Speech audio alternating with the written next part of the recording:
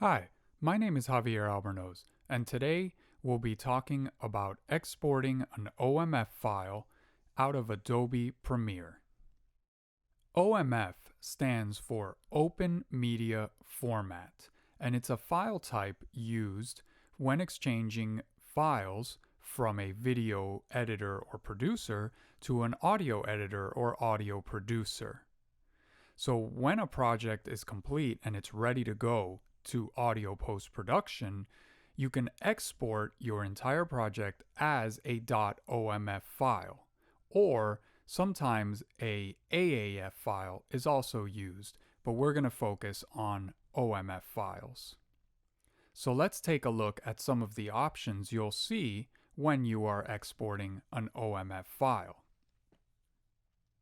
So as you can see in your Adobe Premiere OMF export setting window shown in the screenshot below, you have several options that you should choose.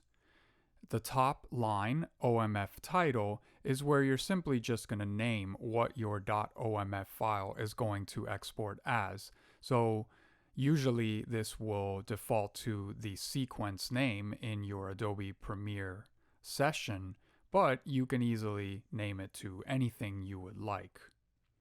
The next thing to choose is the sample rate.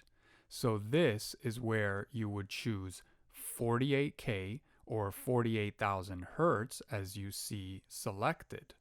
And what this means is that you'll be exporting your entire session, all of the audio files within the session, all of them as 48K sample rate.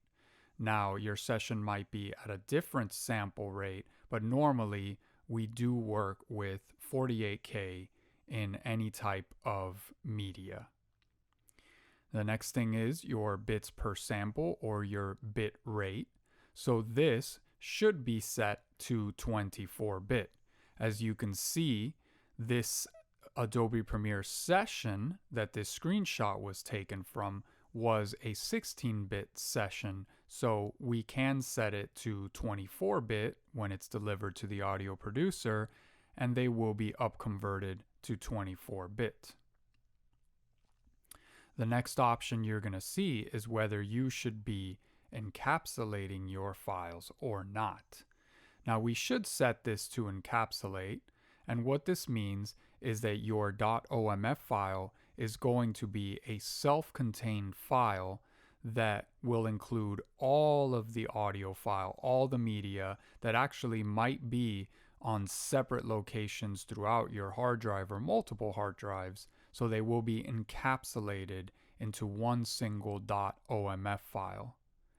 Now, the other option would make it so that all of your files are referenced rather than copied as part of this single .omf. So it would also work, but it is just convenient and sometimes a little bit more foolproof to just have them all encapsulated in one file. The next option you see is your format, and this refers to the audio file formats such as .wav or .aiff, as you see here. So in this particular project, it was forcing it to .aiff, and that's perfectly fine as it will be interchangeable when delivering, whether it's .wav or .aiff. Both of those audio file formats are high bandwidth, high fidelity, full bandwidth audio files. The next option you see is render. Now here, trim audio files is selected. So what this means is that only the necessary sections of the raw audio files will be included. All other unused audio will not be included. So this is a great way to make sure that what is being delivered is what is actually used in your session, and it will considerably reduce the file size of what you're delivering, as you might have gigs and gigs or more of files and video clips with audio files that you didn't end up using in your edited final project that you're delivering to the audio producer. The next option you see is handle frames, and you can see there that there's a number at the bottom that you can change. Now, I recommend that you set this to a minimum of 90, and what this means is that 90 frames, so if we're working with a project that's 29.97 or close to 30 frames per second, this means that you are going to have 3 seconds of audio at the start and at the end of audio clips in the sequence, where the audio producer working with the audio will be able to extend it to the left or to the right by 3 seconds or 90 frames.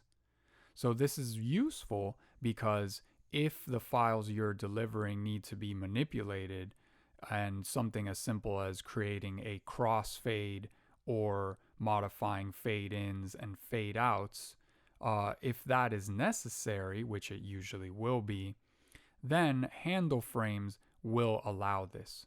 If you do not include any kind of handle frames, or they're set to 0, for example, then the audio producer cannot extend the beginnings or the ends of the audio clips by any amount, and it really doesn't give them any leeway to be able to correct problems with fades or clicks in the start or ends of audio files.